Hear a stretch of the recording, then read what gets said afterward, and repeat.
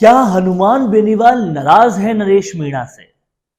क्या अंदर जो कहीं ना कहीं कुंठा है, दुख है, गुस्सा है, वो बाहर दिखा भी नहीं सकते और प्यार से रह भी नहीं सकते? ऐसी असमंजस वाली हालत तो नहीं है हनुमान बेनीवाल की नरेश मीणा के लिए, क्योंकि ये एक बार नहीं कई बार दिखा और एक बार फिर से दिखा।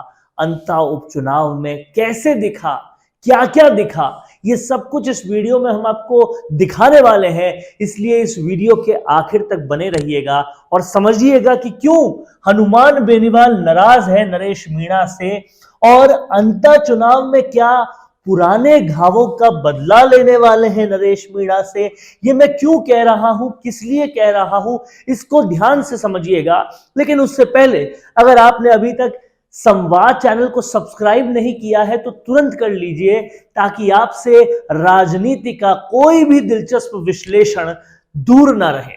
समझने वाली बात यह है कि कहीं ना कहीं नरेश मीणा का एक घाव है जो हनुमान बेनीवाल को दिया हुआ है उन्होंने, और वो चाह के भी उसे भूल नहीं पा रहे। शायद इसीलिए इतने दिनों तक वो शहीद स्मारक पर बैठे, पर फिर भी हनुमान बेनीवाल शहीद स्मारक पर नहीं आए, बस अस्पताल में थे तो एक बार मिलने आ गए।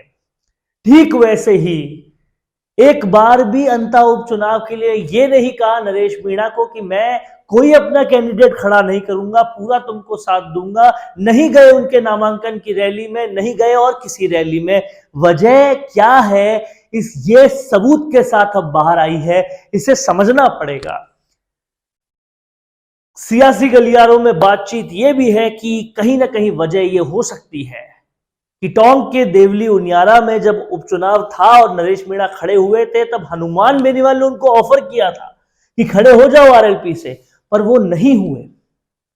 ये घाव कहीं ना कहीं हनुमान बेनीवाल को बहुत गहरा लगा और इसी वजह से हनुमान बेनीवाल मुंह पर तो कहते हैं कि मैं नरेश मीणा के साथ हूं, पर जाते कहीं भी नहीं है। यही वो वजह है। और एक बार फिर से जब हनुमान बेनीवाल मीडिया से रूबरू हुए, उनसे पूछा गया कि आप अंता उपचुनाव में क्या रोल निभाएंगे। पहले तो उन्होंने अव्वल तो यह कहा कि हम कांग्रेस बीजेपी को रोकने के लिए जो संभव होगा वो करेंगे, खुद का कैंडिडेट भी खड़ा करेंगे। फिर जब उनसे यह सवाल पूछा गया कि क्या नरेश मीणा का साथ देंगे, तो उन्होंने इस बात को रिपीट करते हुए कहा कि हमने तो देवली उनियारा में भी कहा था, वो नहीं माने, लेकिन फिर भी उनसे बात करेंगे।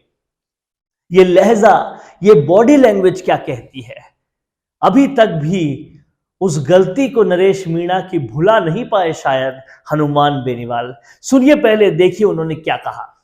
सर, अभी जो उपचुनाव है उसमें आरएलपी की क्या भूमिका रह सकती है? अंता में उपचुनाव होने उम्मीद है अंता के उपचुनाव को लेकर एक बार हम बात करें।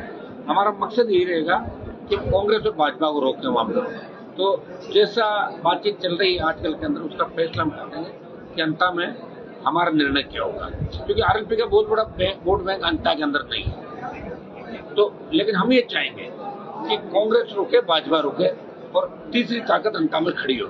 इसको लेके हम तमाम जो दल है दूसरे कांग्रेस बीजेपी, उनसे बातचीत करके नया उम्मीदवार उतारने का प्रयास करेंगे। सर, नरेश मीणा भी आपकी तरफ उम्मीद की नजरों से देख रहे हैं, क्योंकि कांग्रेस ने तो उनको अलग थलग पटक दिया है, बीजेपी का वो साथ साथ। जो देवली उनियारा के अंदर उसको चुनाव लड़ना चाहता था, अगर लड़ लेता चुनाव जीत जाता, फिर भी मैंने सपोर्ट किया देवली उनियारा में नरेश का कि भाई नरेश को वोट दें सोशल मीडिया के माध्यम से। क्योंकि सीएम सरकार चुनाव उस समय था, सोशल मीडिया के माध्यम से मैंने सपोर्ट किया।